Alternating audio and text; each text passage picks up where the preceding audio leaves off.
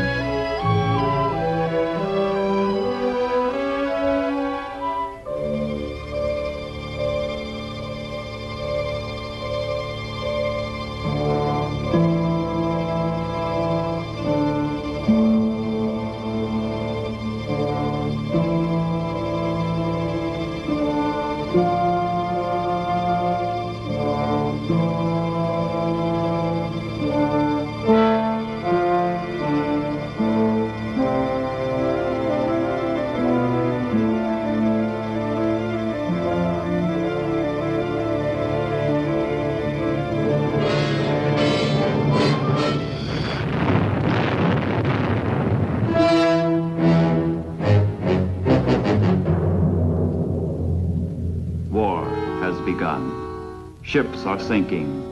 Men are dying. It is September 1939.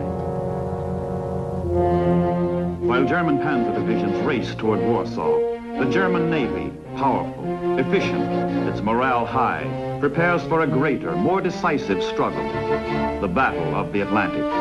Hitler's admirals know that command of the sea means the death of Great Britain and victory in Europe. They also know if the stronger Royal Navy bars the way on the surface, victory may be won in the depths.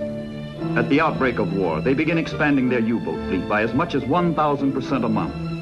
Germany's ablest scientists and technicians concentrate on perfecting the submarine, multiplying its range and deadliness. For fascism to survive, it must kill. The time has come, and Hitler hurls his U-boats into the Atlantic to ravage and destroy. The elite of the Nazi Navy, its best commanders, its most highly trained crews, man the submarines. To them falls the crucial mission of isolating Great Britain, of severing the arteries that feed her. If enough of England's ships are sunk, the issue will not be in doubt. England starves, Europe dies. As war begins, England expands her now hopelessly inadequate merchant marine. In addition, hundreds of escort vessels are desperately needed to protect the cargo ships.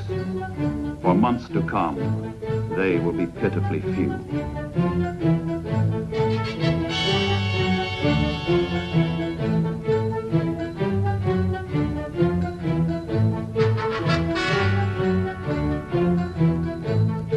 Patiently, doggedly, Englishmen build the ships, which make so little showing in the statistics of naval strength. The ships without which England cannot live.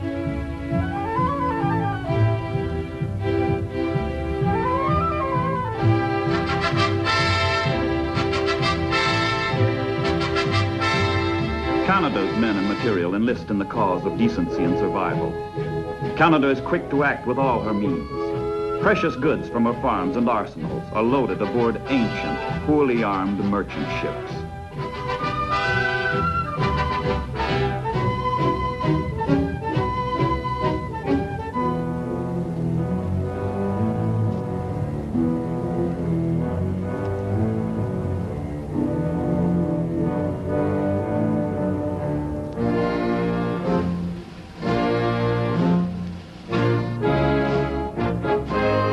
Makeshift convoy set out for the perilous crossing under the patchwork protection of converted yachts, the fishing fleet, and, if they are lucky, a ship or two of the hard-pressed Royal Canadian Navy. The sailors are sustained chiefly by the knowledge that the sea is wide and the U-boats cannot cover every mile of every route. It's a pitiful, feeble way of making war, hoping, pray to dodge the enemy.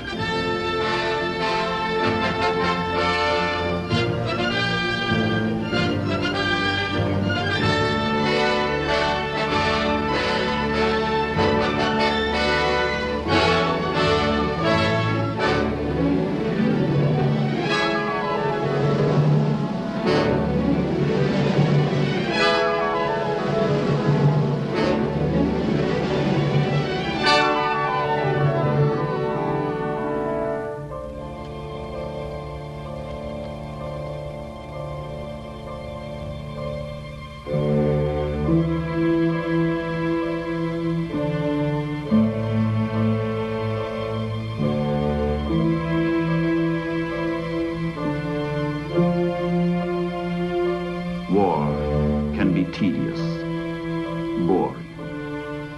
Weeks of monotonous routine become almost unbearable for sailors who live under the constant threat of an enemy attack. Theirs is a cruel death, should they be torpedoed. The convoy cannot stop. It must go on until it reaches England, or until it's spotted by the Germans, whose submarines are prowling, shadowing, waiting to move in for the slaughter.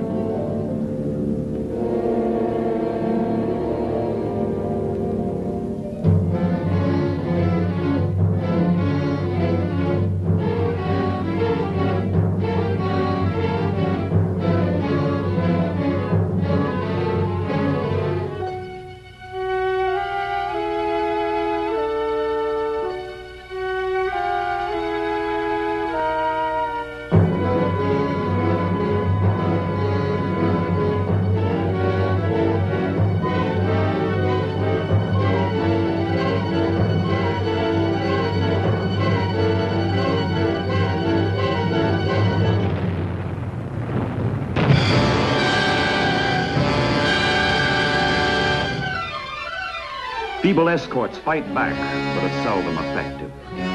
How can World War I equipment cope with World War II submarines? But the subs must be fought.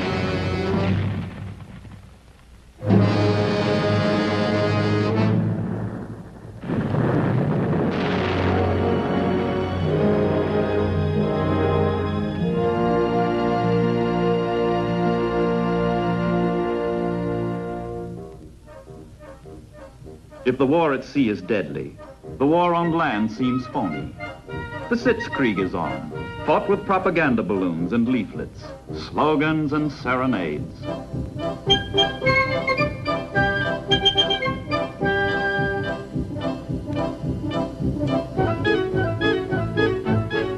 The Maginot Line seems impregnable, and the French soldiers relax. But the Germans are not dancing. Their strength is building. Their plans are laid. Hitler's finger is on the trigger.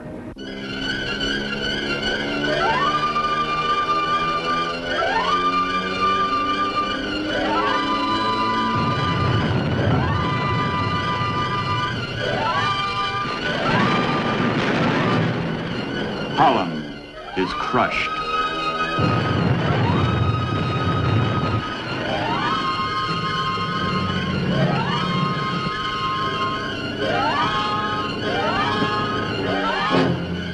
Belgium is smashed.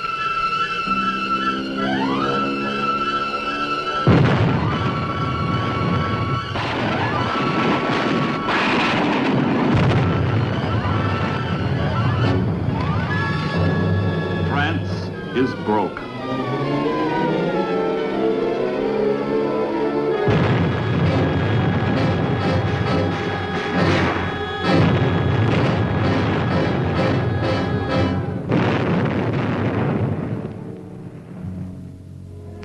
Done.